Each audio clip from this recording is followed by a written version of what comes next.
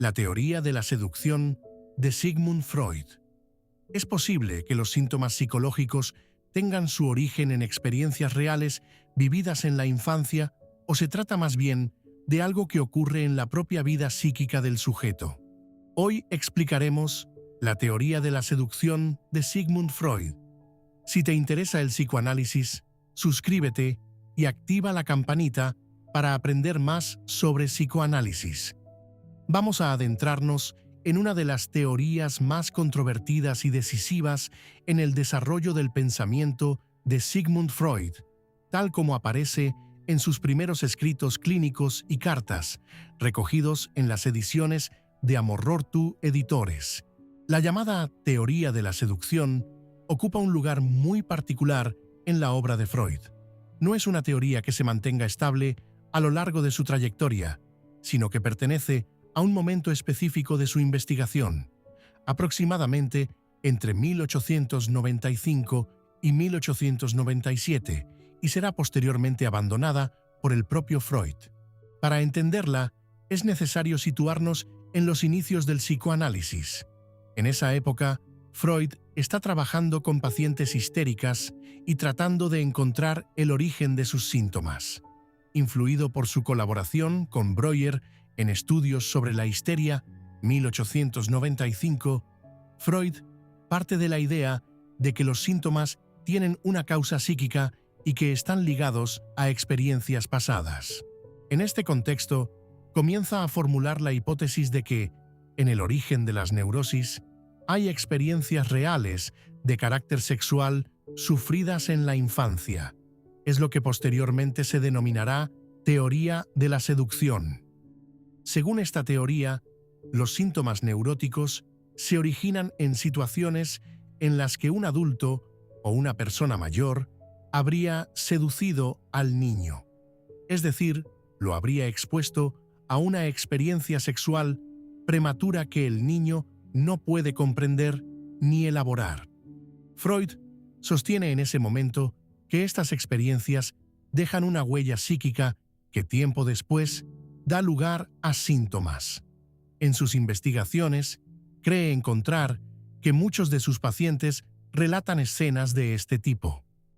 En una carta a Wilhelm Fliess de 1896, Freud afirma con contundencia: «Creo en mi neurótica», refiriéndose a su convicción de haber descubierto la causa real de las neurosis. Esta frase es clave porque muestra el grado de certeza que Freud tenía en ese momento respecto a su teoría. La estructura de esta teoría implica dos tiempos. En un primer momento, el niño vive una experiencia que no puede comprender plenamente. En un segundo momento, ya en la adolescencia o adultez, esa experiencia adquiere un nuevo significado y se vuelve traumática. Este mecanismo anticipa lo que más adelante Freud desarrollará como la teoría de la posterioridad, es decir, la idea de que un acontecimiento puede volverse traumático no en el momento en que ocurre, sino cuando es reinterpretado posteriormente. Sin embargo, a medida que Freud continúa su trabajo clínico, comienzan a surgir dificultades. Observa que las supuestas escenas de seducción no siempre pueden verificarse como hechos reales. Además, la frecuencia con la que aparecen en los relatos de los pacientes resulta sospechosamente alta. En 1897, en otra carta a Fliess, Freud da un giro decisivo. Escribe: «Ya no creo en mi neurótica». Este momento marca el abandono de la teoría de la seducción en su forma inicial. ¿Qué implica este cambio?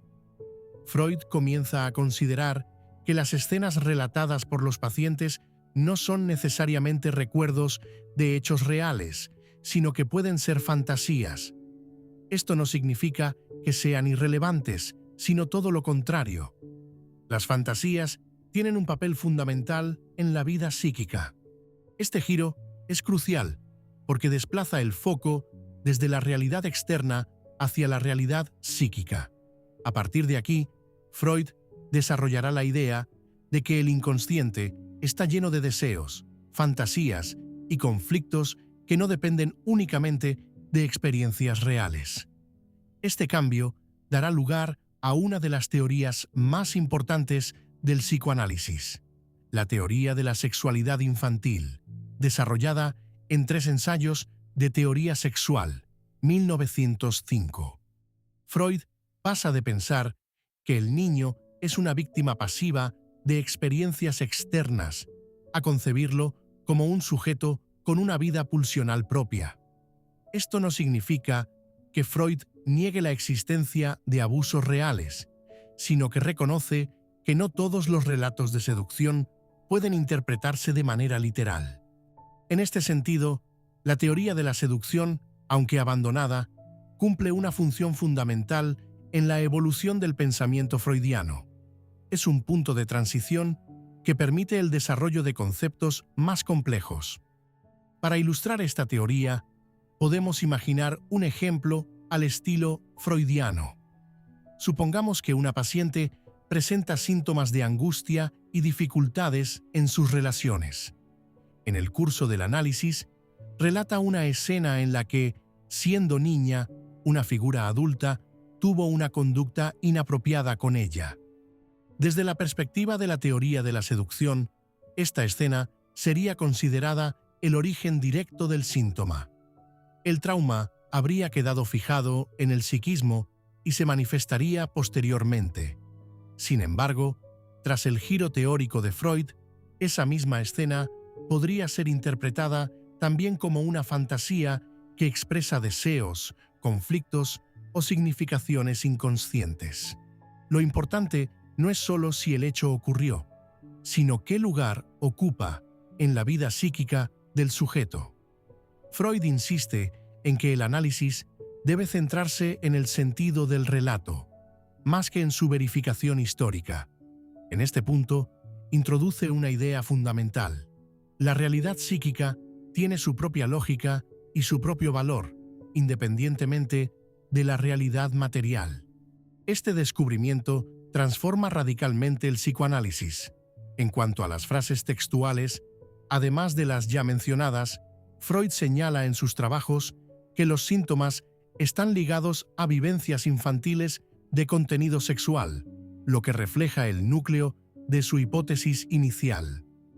También afirma que el síntoma es una formación sustitutiva, lo que indica que expresa algo que no puede aparecer directamente. La teoría de la seducción sigue siendo importante hoy en día por varias razones. En primer lugar, porque muestra cómo se construye el conocimiento en psicoanálisis a través de hipótesis, revisiones y cambios. Freud no mantiene sus teorías de forma rígida, sino que las modifica en función de su experiencia clínica. En segundo lugar, porque plantea una cuestión que sigue siendo relevante: la relación entre realidad y fantasía. En la actualidad, este tema es central en muchos debates clínicos y teóricos. ¿Cómo distinguir entre lo que ocurrió y lo que se fantasea? ¿Qué importancia tiene cada uno? El psicoanálisis no responde a estas preguntas de manera simplista, sino que propone escuchar el sentido de los relatos. En tercer lugar, la teoría de la seducción pone sobre la mesa la importancia de la infancia en la vida psíquica. Aunque Freud reformule su teoría, mantiene la idea de que las experiencias infantiles, reales o fantaseadas, tienen un impacto duradero. Por último, esta teoría invita a reflexionar sobre el lugar del trauma. No se trata solo de lo que ocurre, sino de cómo se inscribe en el psiquismo. En definitiva, la teoría de la seducción es un momento clave en la obra de Freud. Aunque es abandonada en su forma inicial, abre el camino hacia una comprensión más compleja del inconsciente, la sexualidad y la formación de los síntomas. Nos muestra que el ser humano no es simplemente el resultado de lo que le sucede, sino también de cómo lo interpreta, lo recuerda y lo transforma en su mundo interno. Y quizá, al comprender esto, podamos acercarnos un poco más a la complejidad de nuestra propia historia psíquica. Si este vídeo te ha resultado interesante, suscríbete y activa la campanita para seguir aprendiendo psicoanálisis con nosotros. Hasta la próxima.